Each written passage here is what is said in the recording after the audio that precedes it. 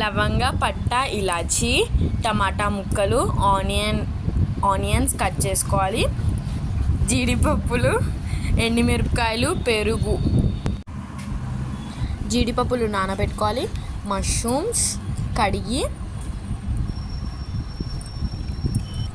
Clean చేసుకోవాలి. మన దాని మీద ఉన్న పీల్ అవన్నీ పీల్ చేసుకోవాలి, లేదంటే ఆ కర్రీలో డస్ట్ అనేది వస్తుంది. ఇట్లా మంచిగా లేయర్ తీస్తుంది మా మమ్మీ. పీసెస్ కింద కట్ చేసి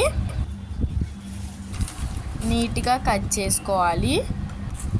మిక్సీలోకి టమాటో పీసెస్,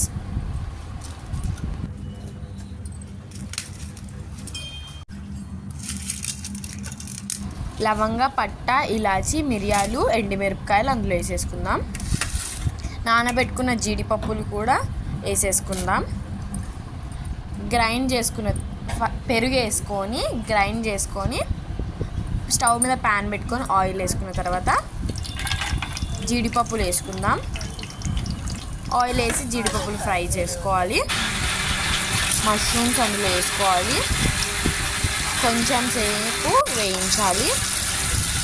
తర్వాత ప్లేట్లోకి తీసుకొని సాజీరా వేయాలి.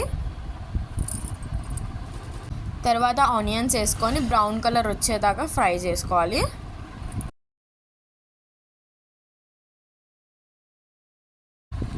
ధనియాల పొడి, జీలకర్ర పొడి, కాశ్మీరీ చిల్లీ పౌడర్, కలర్ మంచిగా ఉంటుంది. అల్లం పేస్ట్ వేసుకొని అన్నీ వేగలాగా కలుపుకోవాలి. తగినంత సాల్ట్ వేసుకొని మనం గ్రైండ్ చేసుకున్న పేస్ట్ అనేది వేసుకోవాలి. వేసి బాగా మిక్స్ చేసుకోవాలి. మిక్స్ చేయడం చూస్తేనే మజా వస్తుంది, ఇంకా తింటే టేస్టీగా ఉంటుంది.